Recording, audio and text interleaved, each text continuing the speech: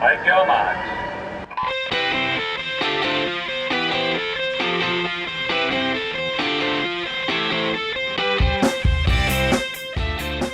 You're listening to the Pullbuoy World Championships podcast.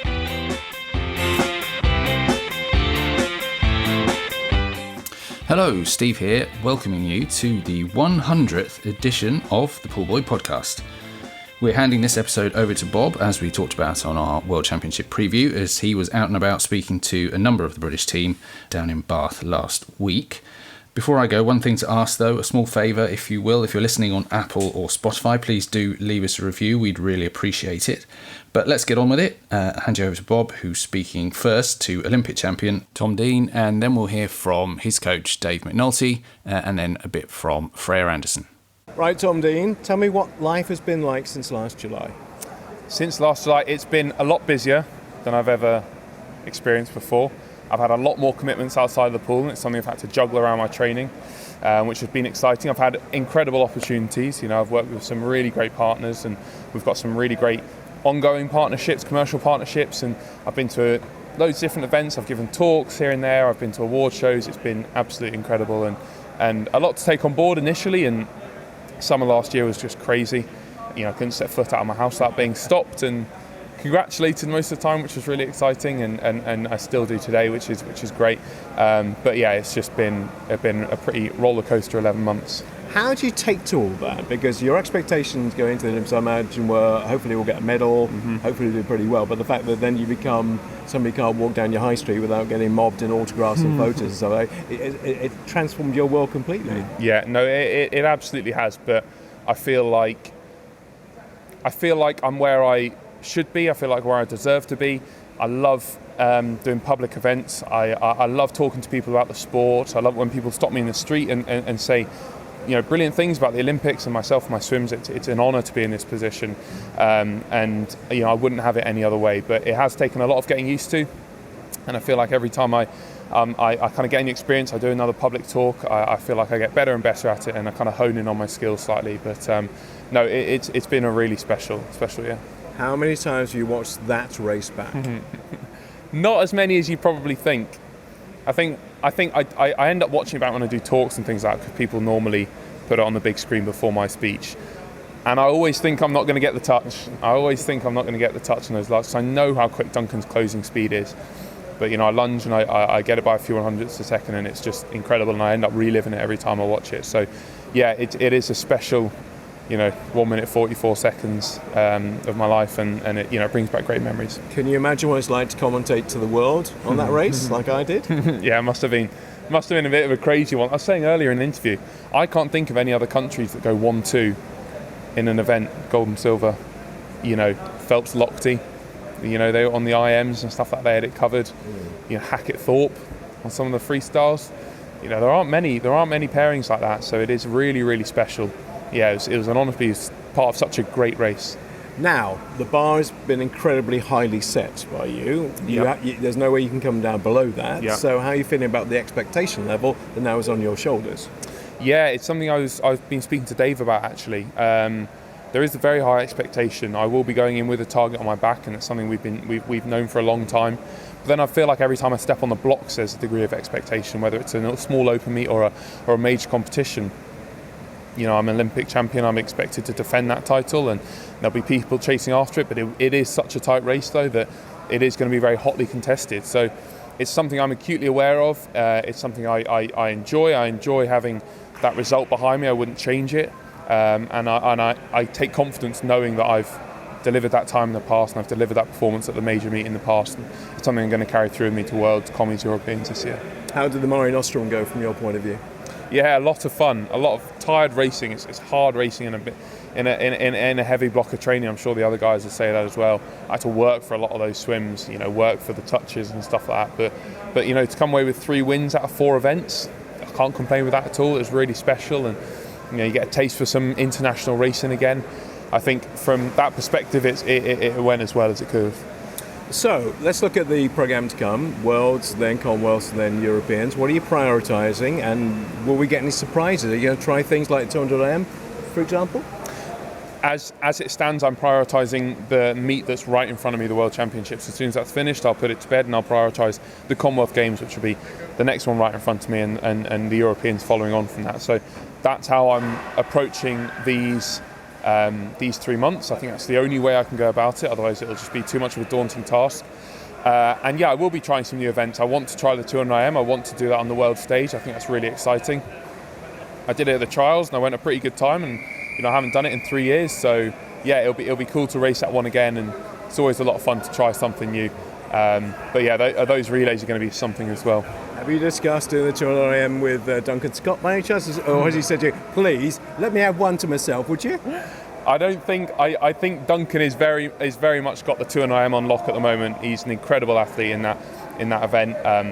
He's a bit further ahead than me on that than he is in the 200 free. I'd be very happy if I could keep that event and he just stuck to the 200 IM. But we've ended up crossing over in this respect as well. So yeah, I think it just makes me laugh how like the two fastest, like the second fastest person in the world in my event, the 200 free, happens to be from British Swimming, happens to be up the road, and we happen to be pretty good mates as well. It's just what a coincidence. But it is brilliant. Like, I wouldn't have it any other way as well. But yeah, the 2 AM has started to come back into my repertoire, just like it came into Duncan's a few years ago, and it'll be fun to go head to head with him on another event as well. But no, he is a very strong athlete on that one.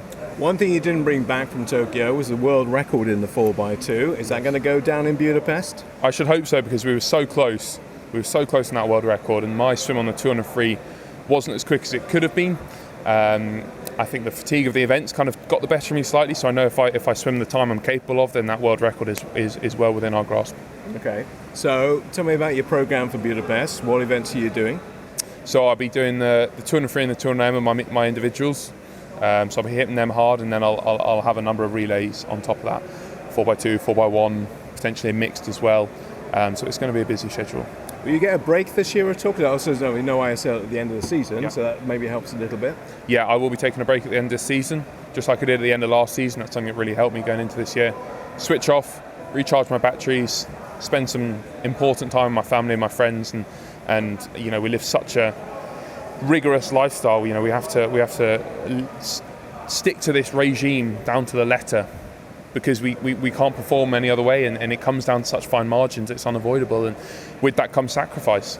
You don't get to go out with your friends and your family as much as you might want to, and that's why breaks are so important, I think, physically, mentally. So I'll definitely be taking one this year. Have you found anything away from the pool that now gets your involvement or enjoyment that you perhaps didn't have before? I'm trying to play a bit of golf as and when I can. I don't know. I've been posting a little bit about it. Not with Jimmy the Bandit. With Jimmy the Bandit, I played this morning with him, and don't want to blow my own trumpet, but I did get the win this morning over 9 holes. So I don't know if he's mentioned that one, but no, yeah, I've been starting to play a little bit of golf, mostly with Jimmy, with my flatmates as well. Get outside, enjoy the beautiful days when it's like this, and get a bit of fresh air and stretch your legs, get away from the pool. That's everything I could ask for in a hobby, and it's something I've really started to enjoy. Have a great Budapest, have a great Birmingham, and have a great year. Awesome, thank you very much. Right, with Dave McNulty looking ahead to the World Championships, which are just 11 days away. Dave, now tell me about this year from a coach's point of view. There's so much happening in such a quick space of time. Yeah, well, I think, Bob, I've been doing this a long time, and I've never known it like this. I've got 11 weeks left of this cycle, and I've got a World Championships, I've got a Commonwealth Games and a European Championships. And the swimmers are tapering for the Worlds, because that's our main aim. We'll come back, we've got 4 weeks where we're going to double taper. We're going to do 2 weeks up and 2 weeks back down for the Commonwealth Games. And then we're just going to bounce on to the Europeans, because that's about a week later. So the majority of this season that's left will either be tapering, resting and competing. And I think there's 2 weeks of it where we'll step up. But all the work's done, it's banked. And I've talked to the swimmers, don't think of it as a season from the trials to now. Think of it as the season was started on the 4th of January. Because that was 14 weeks to the trials. I give them 3 days off after that. And then we just literally keep going until these Worlds. So I think if you see it as an 8-week preparation, it'll mash with your head a little bit. If you see it as a 28-week preparation from January, you'll be all right. But I've never known anything like it. But at the end of the day, I keep saying to myself, for them 18 months to 2 years where we couldn't swim anywhere, it's all here now, and I can't wait to get going. You're probably thinking coaching, you've seen everything, you've done everything, but this must be for you pretty much the ultimate test. Absolutely. It is. And when I looked at my taper plans, to be honest, a lot of it's new. And I have double tapered before, and I can't remember what that was for. I think it was 214 commies and euros, and it worked then. The distance people found it quite hard. But I think it's what you do, isn't it? It's day-to-day coaching, getting them to believe in what you believe in, and if you sell your plan, you sell your taper plan to them, you'll get them. And I'll keep reminding them, for years we couldn't race anywhere, and what a great summer we've got with Budapest, with Birmingham, and with Europeans over in Rome. Yeah, so I can't wait. From your point of view, you got quite a hard act to follow, your own act to follow from last year for what you achieved in 2021. Yes. How are you going to top it? Well, I hope so. I've given a few talks where I've said I want Bath National Centre to be a conveyor belt of major medals, and we've proved that at the last few Olympic Games. Last year was amazing, Bob. You know, for Bath to come back with 8 medals, 7 gold and a silver was just outstanding. I still pinch myself and I think, God on earth, how did that happen? But it did. And I think, you know, national centres should produce medal halls like that. And that's British swimming now, where we used to go to a meet and hope we get 1 or 2. And now we go away hoping for a fistful of medals, and we want to play our part. And any time there's a major championships coming up, I want us to medal and medal really well. So for Bath National Centre, we just keep going. We keep going. What about keeping your swimmers' feet on the ground? Because you had some people who had massive breakthrough years last year, will have expectancies of themselves, as indeed you do. Yep. It's trying to go, right, you've got to keep grounded because you've got big events to come. Hey, absolutely. You know, we didn't have anybody retire after the Olympics, and it's because it went a year later and you're a year and a half already into a 4-year cycle, and people just didn't finish the sport and retire like they would after a normal 4-year Olympics. And we had a group of 5 gold medalists, Olympic gold medalists, and then they're all got the MBE letters, so we've got 5 people with MBEs in the same group.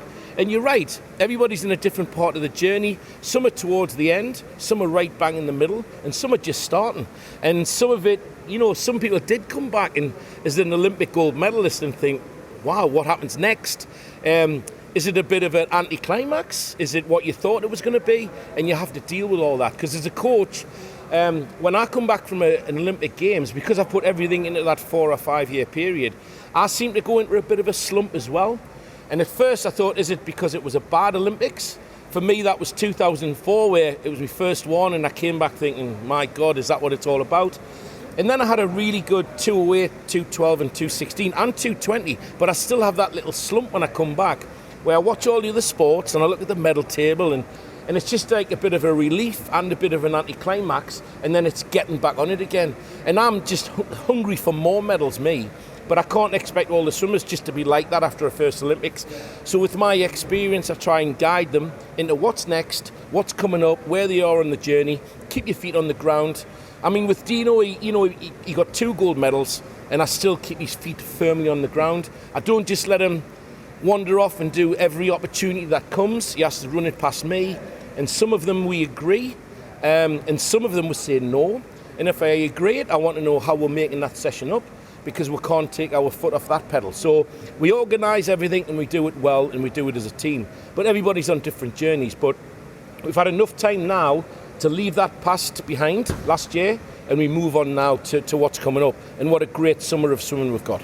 How much do you rely on people like Jimmy Guy, for example, who's come out to 10 years at an international now, in terms of helping out everybody else and giving them advice as well? Yeah, he's a great one for the team because he's done numerous Olympics. I think he's on his 4th or 5th Worlds now.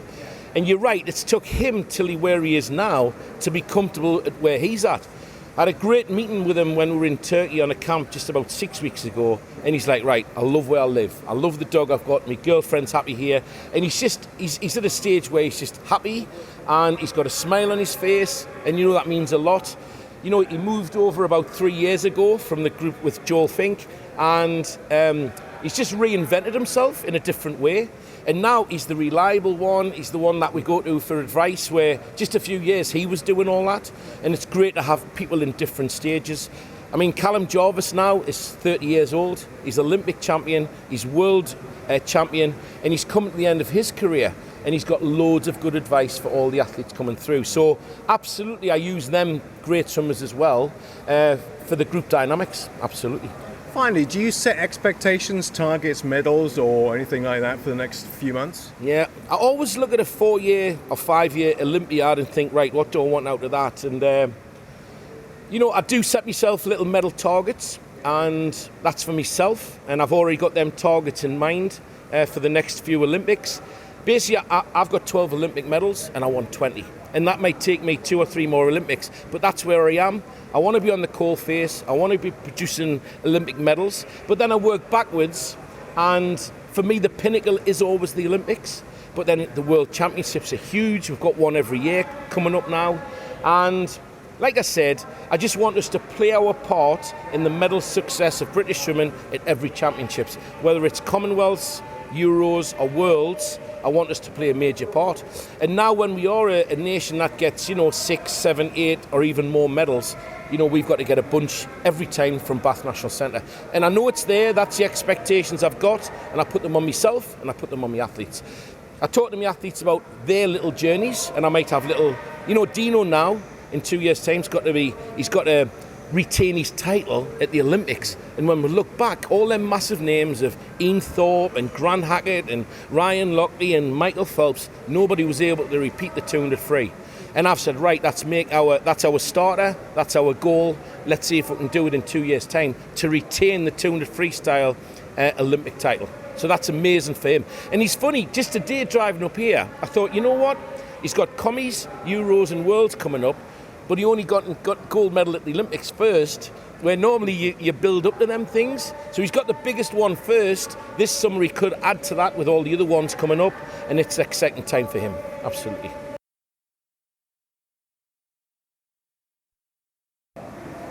Right, Freya, let's ask you the question that always gets asked in commentaries all the time. What is your best event? Ooh. I would say at the moment I'm thinking it's 200 free. I think my stroke's more suited to it, and I've done the 100 for all my professional career, and just started dabbling in the 400. So I think the 200 is just the perfect, in the middle, what I prefer, I think. Can I stop you on the dabbling? Because a lot of people with your stroke and your endurance feel that actually you're a natural 400 freestyler, and we don't have many of those female at world level right now. True. I think I'd stop saying dabbling when, I can get my time down. 408's not exactly world class, but there's a lot of room for improvement. So I don't know, I'll have to see what I can put down at the Worlds, but it's been good to sort of try out a different event, because I've done 100 for how long now? 2016? 6 years? Yeah. 6 years? So it can get quite boring, and I only added the 200 a few years ago, so it's nice to just expand my schedule. This year, we were talking to the other swimmers about this, it's very full on. Worlds, Europeans, commies, it comes in a bit of a rush. And for a multi-eventer like you, that must be even more difficult. Yeah, and especially with relays. So my world schedule does look pretty packed, but then obviously we've got a lot more depth now with the British women. So, I could fill in spots for people in the finals and all that. So it kind of calms it down a bit. But I guess doing a lot of races in a week and then having to do it again and again, and commies and Europeans can be quite daunting, but this is what we train for, all the racing, so it should be fun. Having seen what the men have done in the 4x2, how much does that inspire the women's 4x2? Yeah, I think it definitely does. I think we were a bit miffed that we didn't get taken to the Olympics, but we've just started to sort of discover the depth we have. I think at trials, was it 3 of us going 157, which is not too shabby. So yeah, and knowing what the boys have accomplished, maybe it's something that us girls can start looking forward to. There's a lot of depth though in women's 200 all around the world, especially in Australia and Canada and America. But it'd be nice to start being able to compete against them. You crammed a lot into a very short space of time in swimming. What are the biggest improvements? What's the biggest steps forward you've made?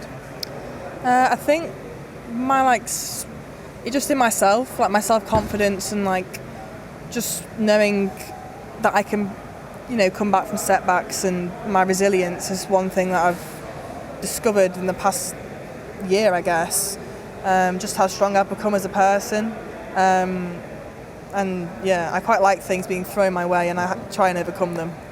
How much did the ISL help with that, being in a team environment, also being in Budapest, of course, where the Worlds is going to be? Yeah, no, the ISL there was amazing, especially the team environment and, the relays, and also like you and your teammate, two of you are going against, 3 other teams. And that's also quite a hectic schedule, so just having the confidence that you can do that, like 6 or 7 races in 2 days, is quite good for your confidence, when it comes to the big meets. And being in the team with everyone from around the world is amazing. Like, I've got friends now that I'll just stay on the pool side from like different countries, which is amazing.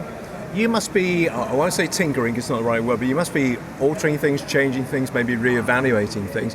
How difficult in a year like this is that to do?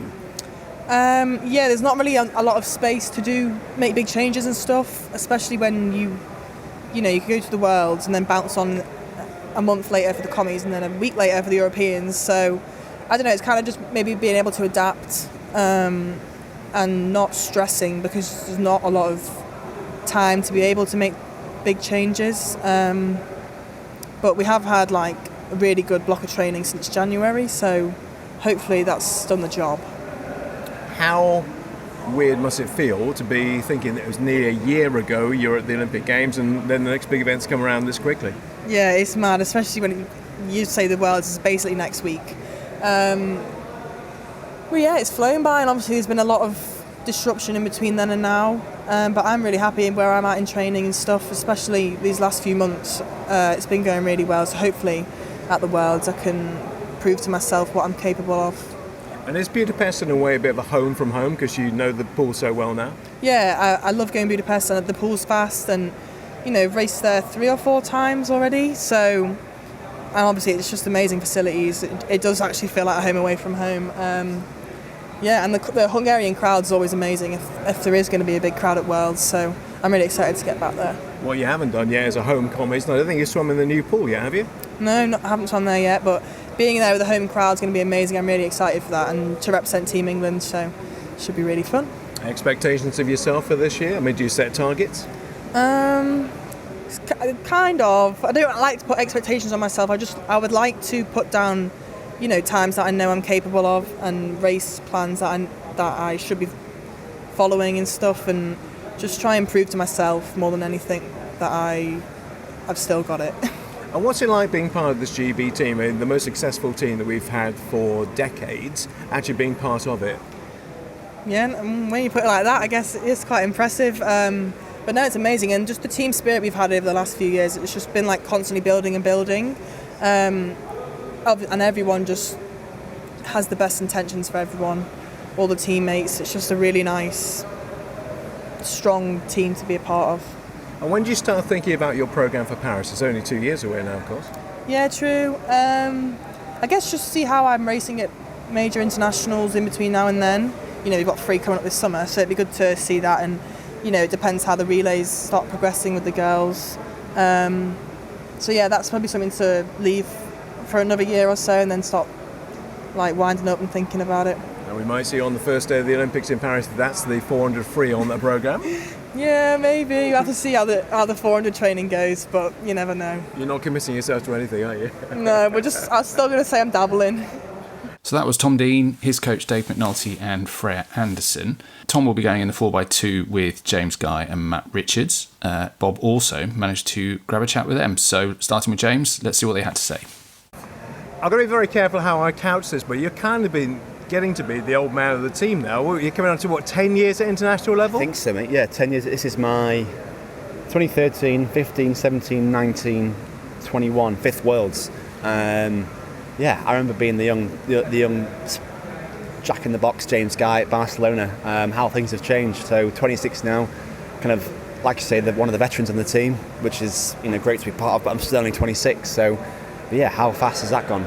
And how your career has changed, because obviously people initially knew you as a 400 freestyler. That's changed too. Yes, it has changed. I think as I've got older, one thing I learned when I was younger was that try and do as much as you can. I think the freestyle route was kind of really, really important when I was 17, 18, 19, and the 400 freestyle was always the main event. But as I've got older, the 200 free came into my focus, the 100 fly as well. So, and obviously I needed for the relays for the team. But I think right now it's weird how your body changes, and I think it's just weird how I've gone from one extreme to the other. So, it's nice. Can I talk to you about James Guy as a relay swimmer? Yes. Because you really come into your own at relay. Tell me what it is. What are the mindset, the physical aptitude maybe that you have for that we see almost like a different James Guy when you're in a team situation? Yeah, I think one thing I've always learned is, as I've got a bit older, I felt a lot more comfortable being in the team and having that pressure on me to deliver for my teammates. And I think when I was going into probably 2019 and 2018, I didn't have the background work I had done before, so I was lacking a bit of confidence in myself individually. And I think one thing I realised was that I knew that I hadn't done the work behind me for my individual events. So I get on the block and think, actually, have I done enough work? And I think now where we saw in Tokyo how fast I was and how brilliant it all went, it kind of reflected on me saying I was a lot more confident in myself and what I was doing. And I think that's the way for me now, going back into the individual route and relay route. I was just a lot more relaxed in the relays, and I think I could kind of not think about what the work I had done, and rather than overthinking things, I just felt a lot more at home, and that's the way I think I've kind of carried on into this year, which has been quite nice. Is there a worry, is there a danger for you that you'll always be thought when you retire as a relay swimmer, not an individual swimmer? No, definitely not. I think obviously the last two Tokyo, I sacrificed my individual for my relay event, but that's completely unheard of to put the team first at the Olympic Games, which has actually been quite nice. But I won the individual 200 free at the World Championships when I was 19.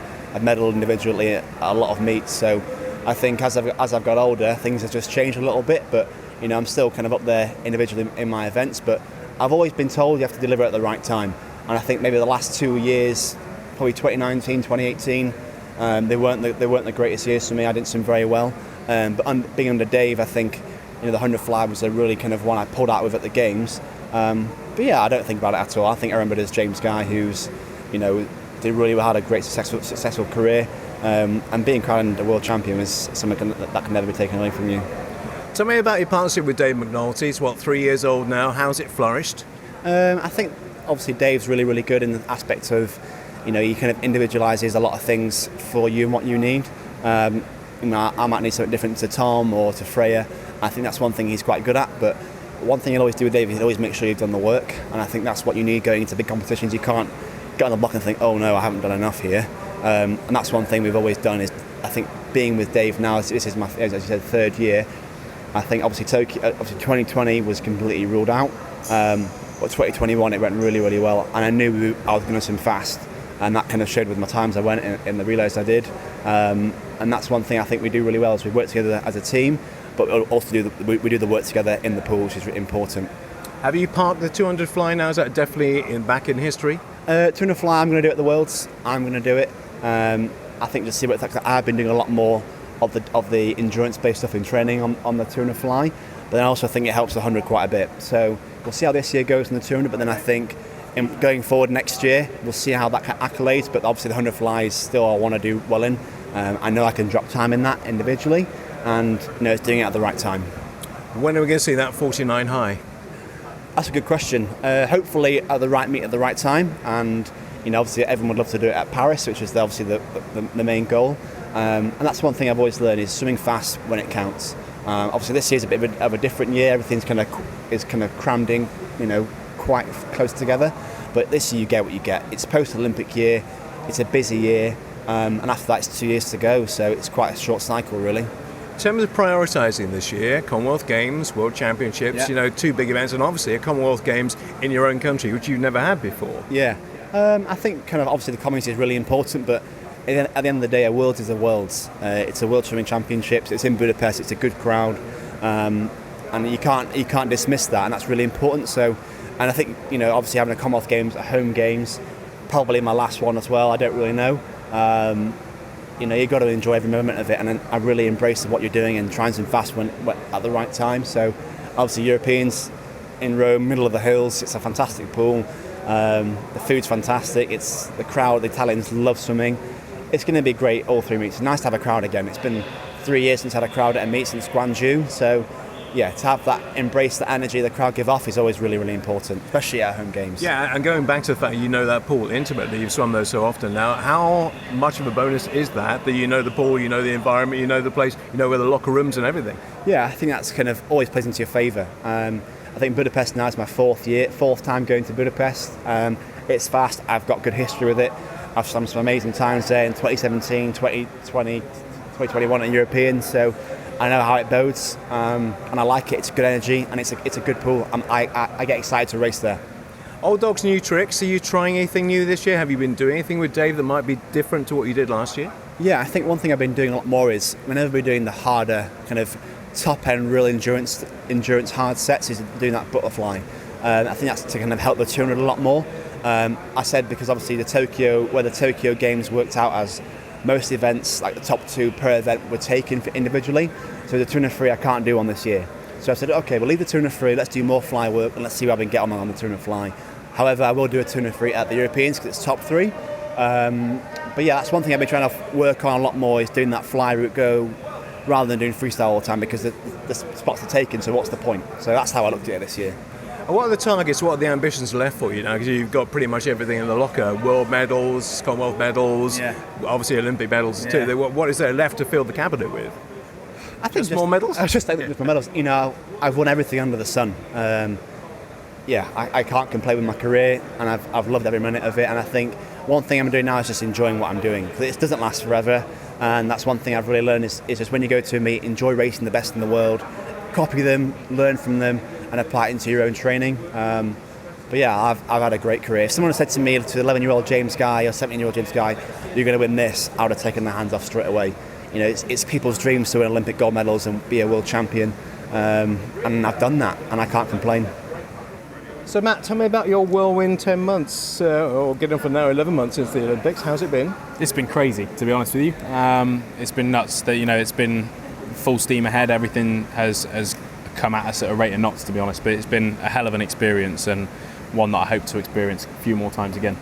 How long before everything sunk in after Tokyo? I imagine it wasn't immediately. No, it was definitely a couple of months afterwards. So straight after the games, everything was so hectic. There was so much going on that there almost wasn't a chance to sit down and reflect. So it was probably sort of coming up on your Christmas kind of months where it sort of really sank in, and I was with the family, and I could just sort of look back on what an experience that was. Just looking back at that race, looking back at the relay we're talking about now, you'll know what I said in commentary on Eurosport about your leg. I mean, where did that come from, and how did it come? Yeah, I think me and Joel had an extensive plan on how we were going to swim that race. We knew exactly who was either side of me. We knew exactly how I needed to pace it, and we were expecting the Americans to struggle on that second 100, and so that's why the tactic for my leg was to easy speed that front 100 and build through the third 50 and then really bring it home on that fourth 50.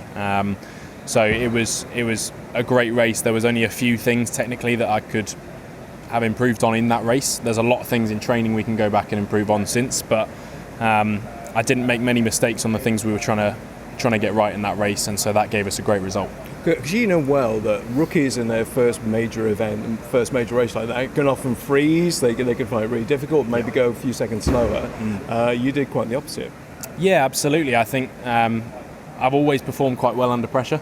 I always find when the pressure's on, whether that's individually or for a relay at the big meets, I always find it somewhat natural to find another gear, to step it up again. And so for me, walking out for my first Olympic final with the Olympic champion, Olympic silver medalist and former world champion on the 200 freestyle around me, I was like, well, this is the best place to experience my first major final. So yeah, it was a great experience for me, but having those guys there just made it that little bit easier. How has your preparation for Budapest been? It's been really good. It's been an interesting year, lots of ups and downs. We've been trying lots of different things in training. But I'm excited to get going and Worlds and race with a good taper again, and have a good scrap with the rest of the world. That's what we do it for. We love racing. Are you able to give us an insight into some of the things you might have been trying this year that worked, and maybe some that haven't worked? Yeah, absolutely. So one of the things that maybe didn't work was on the lead into trials. We did a lot of gym work with me. We really pushed that. I was on 4 gym sessions a week, and I put on about 6 kilos of lean mass. Which is obviously a lot. That's a lot of muscle to put on in a short period of time, and we figured out that was probably a little bit too much for me. It was, I was making huge gains in the gym, but that wasn't transferring too well into the pool. So we've reined that back since. we've noticed the improvements again in the pool, and it's looking really good. But that's what it's all about. It's about trial and error, figuring out what works, what doesn't, and sticking with what works and not sticking with what doesn't. How much input do you have into that, or are you guided totally by your coach? I think it's a bit of both. We've got a great team around us who really know their stuff about the science. But at the end of the day, the athlete's the only person that knows their body. So it's a mixture of the two. I think, there's the on paper stuff, if you like, and then you've just got to find out what bits of that you can transfer across that work for you. Last year, 1 major event to build up to. This year, 3 major events to build up to. How are you looking at that, and how are you going to make sure your body holds up? Yeah, it's a really interesting challenge. It's one I'm really excited for. I've never experienced something like this. It's going to be interesting trying to figure out how we bounce on from 3 meets essentially, whilst maintaining all the physical fitness and strength in the pool and in the gym. But it's a challenge that we're very much welcoming. It's very exciting, and I'm sure this won't be the last time something like this happens in my career. And so it's useful to get this experience now, figure out what works and what doesn't again, and then we can take that forwards to meets in the future. Keep talking to the swimmers about tapers, because you're going to have at least 2. I don't know how you're going to work it, but you're going to have to get at least 2 in there. And this is completely uncharted territory for you, and to a certain extent your coach as well. Yeah, absolutely. It's something completely new to us. So we're fully tapering down into Worlds. I think the plan after that is going to be to try and go up a little bit again before Commonwealths, and then come back down. And then bounce on from Commonwealths to Europeans, but it's definitely a challenge, something that I definitely haven't experienced, and I don't think many of the coaching staff and the team have experienced either. So it's going to be a great thing for us to have a play with and figure out how to navigate it. But we're not the only country in the world that are going to be doing it, so it's going to be great to see how we can compare to those other countries. No ISL this year. Are you going to miss it, or do you like the fact you're going to have a bit of a gap and a bit of a break at the end? It'll be nice to have a little bit of a break. The last couple of years, since things have eased up with COVID, they've been crazy. It's very, very full on, very hectic. So it's going to be nice to have a little bit of time in that short course season to really get a good block in, set up for the rest of the season next year. I think it'll be interesting to see how that plays out from a technical and a physical perspective. But yeah, it's going to be great. But the ISL's fantastic, and so it's a great model, and hopefully that can get picked up again the year after, and everyone can go back to it and enjoy racing again. When did you start thinking about Paris? Now, I think we've been thinking about Paris as soon as the race finished in Tokyo. We've got a title to defend on that relay. Some of the other guys have got individual titles to defend, and that's not easy. Everybody in the world wants those Olympic golds, and so we've got to figure out how we keep everyone at bay and make sure that we come home with the golds again. How did you get that world record in Budapest? What are you going to need to do? It was so close in Tokyo. Yeah, absolutely. I think all of us have little things we can improve on. I know for a fact I've got things to improve on, and I think we're talking 2/100ths of a second. It doesn't take much for us to get that. That's 0.005 of a second each, which is a ridiculously small number, and we can definitely find that. And it'd be fantastic if we could get that this summer in Budapest. The home stretch now for this bumper 100th edition of the Pullbuoy Podcast. 2 more interviews to get that Bob managed to grab down in Bath, starting with Brodie Williams, and then we'll hear from Jacob Peters. Right, Brodie, tell me about 2022 so far. How's the year been? Yeah, it's not been too bad. Obviously, most of it has been adjusting to Dave, really. Since Joel left, we've obviously had a new coach in Dave, and it's just understanding his philosophy and how training works with him. But trials went well, and obviously looking forward to the summer this year. How difficult is that from the swimming's point of view? You get used to a coach, and then they disappear, and you've got to get used to how somebody else works. They might have very similar kind of drills, but they're very different people. Yeah, I mean, in my experience, I haven't actually had that many coaches, really. I had you and Dale for quite a long time, and obviously I knew Joel from Millfield, so coming to him was quite an easy move. So Dave's really my first brand new coach that I've had as a senior swimmer, and getting used to him is obviously, it takes a while. You have to adapt and adapt to his rules and his philosophies, but it can be difficult, but he's made it as smoothly as he can possibly be for me, and I think he's had to adapt to how I feel in training, but yeah, it's been absolutely fine. So last year was your big breakout year. What did you do last year, and what can you build on from that into this year? I think last year was, even though it was a big year for me, obviously there was a surprise swim for me in that 400 IM. and to be honest, I still don't know where it came from. But obviously, I'm looking forward to improving on that, and just tweaking little things here and there. Is how you just progress things forward, especially in an event like 400 IM. It's 4 different strokes you can tweak and change, and it's like a balancing act effectively. And if you get that balancing act correct, you're obviously on for a good time. Anybody who does IM is always working on 1 stroke. Sometimes they're working on 2 strokes. So going into the Worlds, what are you working on? Well, obviously, as a backstroker, that's my strength. Obviously, I keep working that because I've still got the 2 back.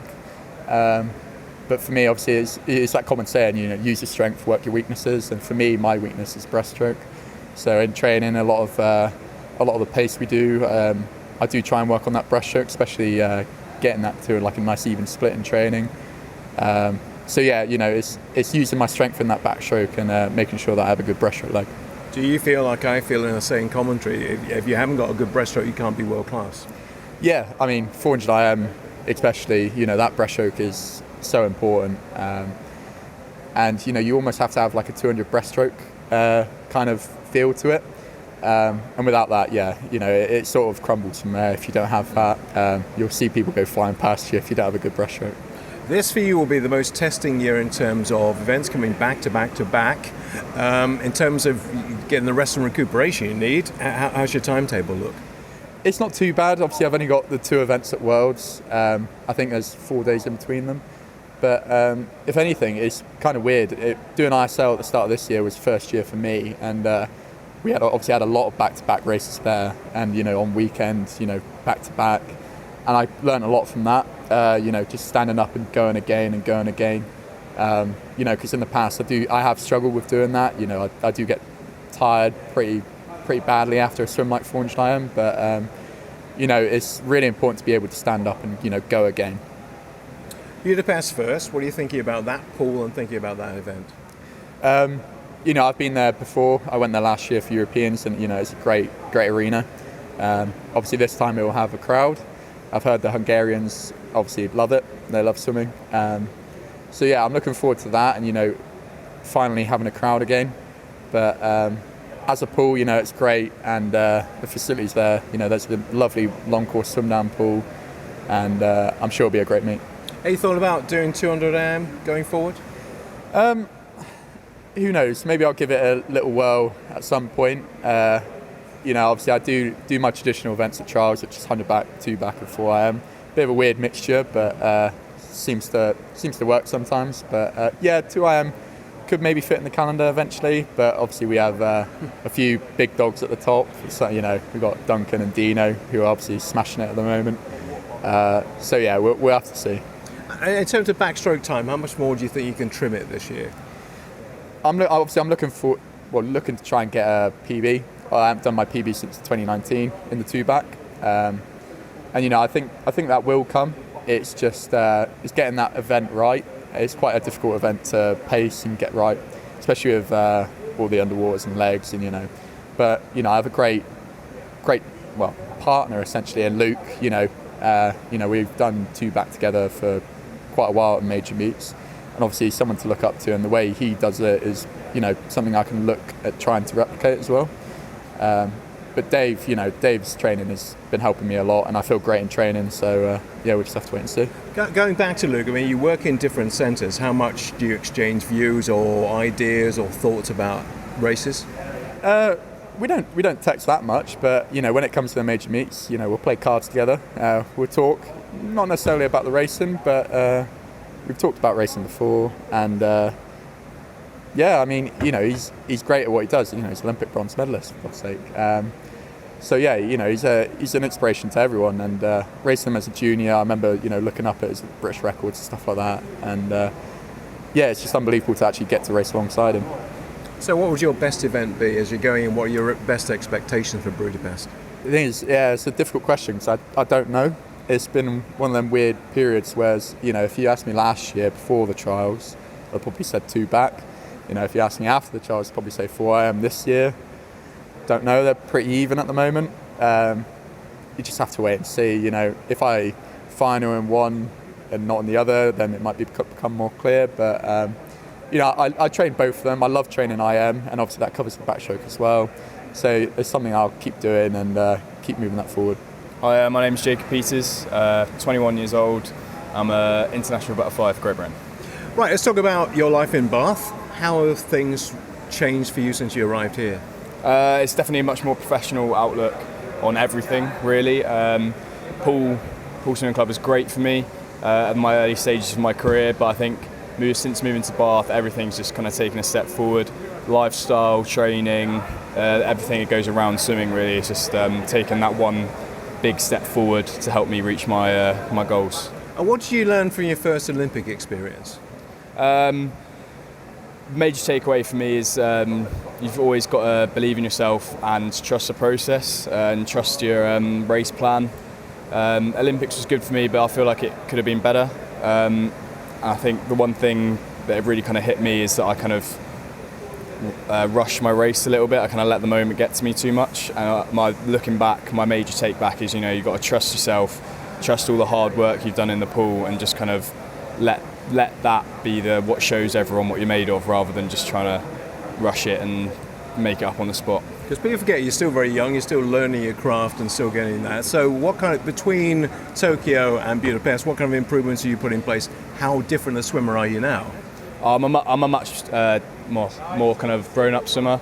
I mean, I think that I needed that experience at the Olympics to kind of just like push me to take the next step. It's always been what I wanted, but you never really know what it takes until you need to take it, really. And so over the last year or so, I moved from Joel to Dave.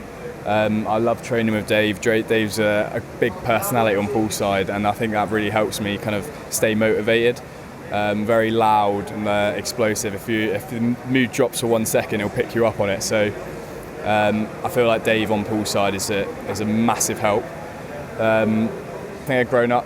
A lot of the training I've done has been a little bit different to what I've been used to. I think a lot of the beginning of the season work, I'd put a lot more kind of fitness into it. Like I used to kind of just do a lot of race pace fly, a lot of not easy swimming, but lower level aerobic freestyle, but a lot of race pace fly.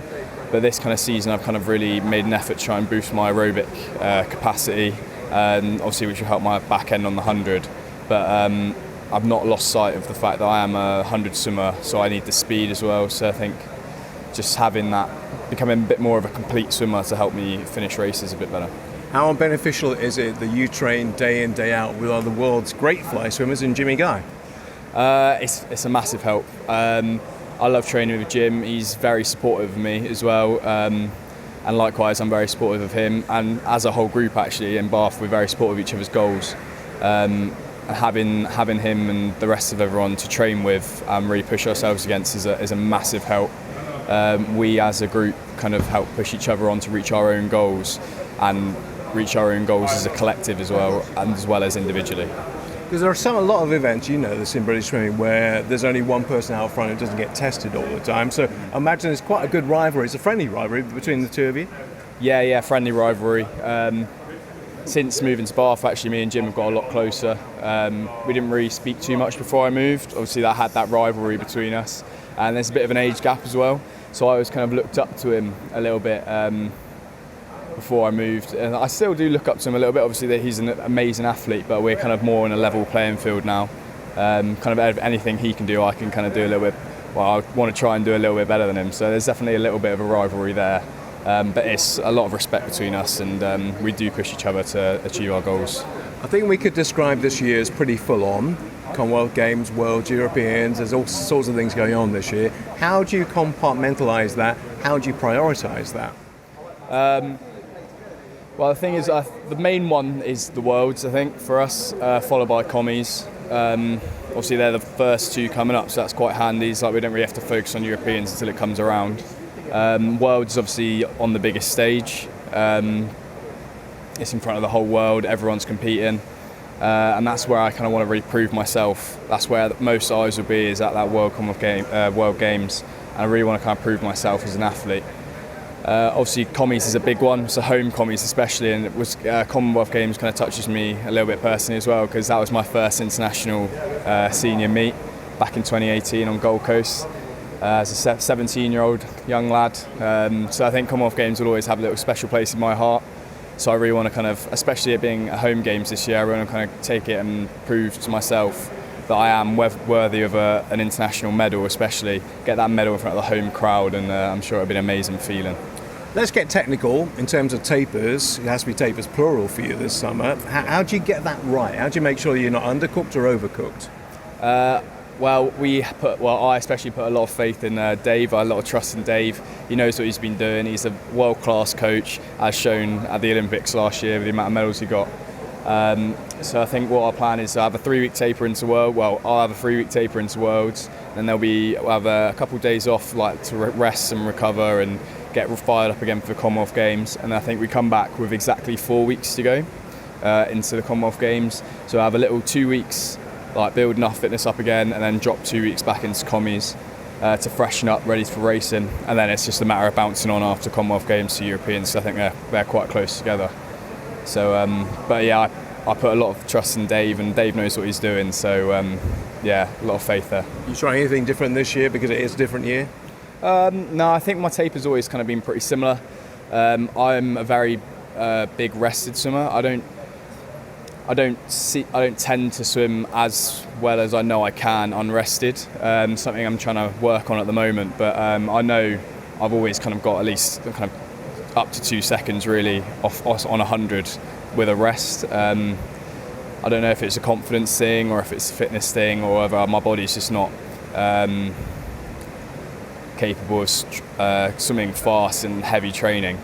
But I think with a taper I'm a completely different animal really, and I'm already starting to see that in training. My times in training and the way I feel in the water, it's just I feel so much better. So I'm really looking forward to Worlds and the competitions this season. Finally, could we see you and James Guy in the final in Budapest, the 100 fly?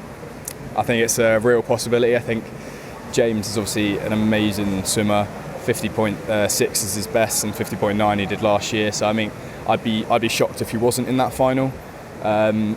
Me, on the other hand, I think I've got real point to prove. I've got hunger. I really want to be in that final, and I feel like if I do everything right, the build up to the championships goes smooth. I feel like I've got a real chance to be in there as well. I think it's probably going to take a low 51 to get there. And to be honest, I think I've got that in my locker, so especially with the way I've been training recently, so I'm really looking forward to it.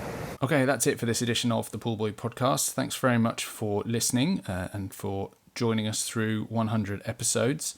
We'll be back after the World Championships to review events in Budapest. In the meantime, if you want to get in touch, you can find me on Twitter at Pullbuoy or on Instagram and Facebook at Pullbuoy UK, or go to pullbuoy.co.uk/contact if you want to drop us an email. Until we're back with you, thanks for listening.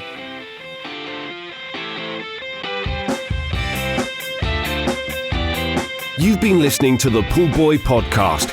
For more episodes, visit www.pullbuoy.co.uk/podcast.